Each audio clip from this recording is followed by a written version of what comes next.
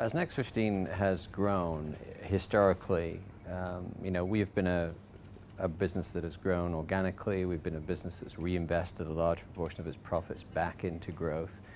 And it's only in recent years that we've made real efforts to try and improve our operating margins, if you like. We've been much more focused on revenue growth than anything else. And I think you've seen, despite the things that have been thrown at us through various economic crises, financial and otherwise, that we've made some pretty good progress of steadily improving our margins. Margin growth in our business really does come from the cost of your people relative to the amount of revenue you generate. It's really that simple. I mean, there are other areas you can focus on, but that really is the one driver of overall operating margin within the business. I think we have definitely got opportunities to improve upon that. The only way that we will get really up to having the kinds of operating margins that some of our quoted peers have is if we change the business mix that we have. We are predominantly a product public relations business. A good number of the competition are really what I would describe as corporate and financial public relations businesses, and that really gives them an opportunity to generate much higher margins. If we were in their business, we would deliver those margins. If they were in our business, they would deliver our margins. It really is that straightforward. So I think you've got to be careful when you make those comparisons to do it on a meaningful basis. I think there is still room for improvement of our margins overall, but I think also we still have very significant growth aspirations. And so, while we will continue to improve our operating margins, I think you'll also see us still be very focused on growing.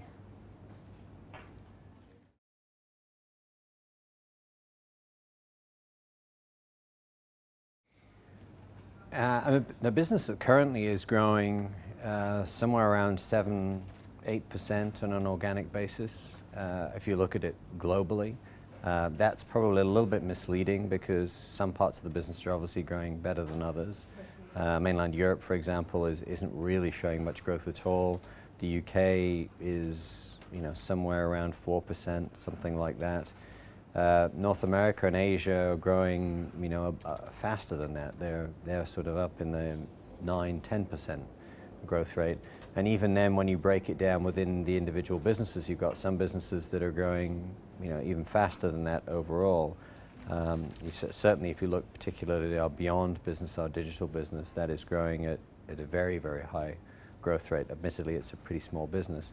I think overall, if you see us growing in the sort of 7 to 8% range for the next year or two, I think that's probably a realistic target for us, and certainly seems very achievable.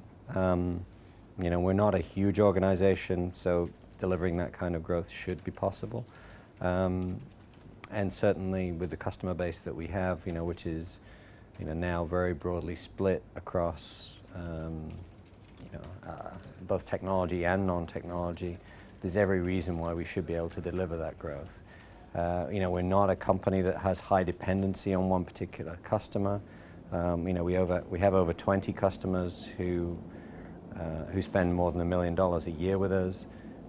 So we're in a position where actually delivering good solid growth is something that we should be able to deliver. We should be able to do quite easily in this kind of climate.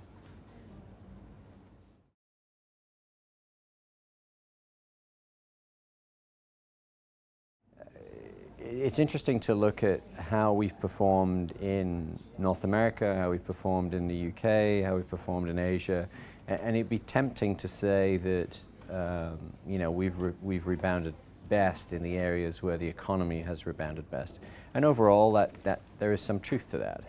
That said, even in markets where things aren't so good economically speaking, we've still seen some remarkable turnarounds. Our Byte UK business is performing, I think, particularly well, despite a very tough economic climate, and that's really down to the fact that it has good leadership and has a good team in place. I mean, there really is no substitute for that.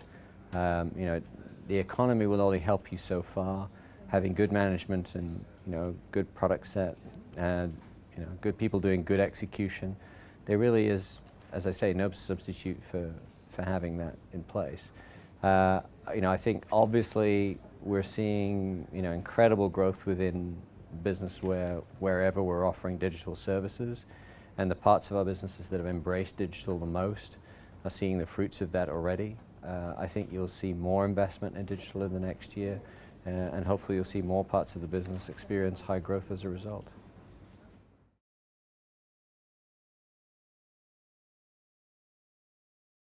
This is one of those very tough questions at the moment because there's really no industry benchmark as to what's digital and what isn't. I could tell you that 100% of our business is digital. I could tell you that 20% of our business is digital. It really is a case of how broadly you want to define it. Virtually all media is now online. So do you classify a piece of coverage that appears online as digital work? I think if you take a more realistic definition of how much of our business is digital, I think we're somewhere around a third of our revenue as being what I would call hardcore digital work. That's where we're dealing with social networks, with content specifically created for the online world. About a third of our business is hardcore consulting, which is going to be true of whether it's online or offline. And about a third of our business is still using relatively traditional channels. I think that transition, though, that we're seeing is going to accelerate. I think, certainly by the back end of this year, what I would classify as the hardcore digital will have crept up closer to the 50% mark. Whether we'll have got that far, I don't know, but we're certainly heading in that direction very, very quickly.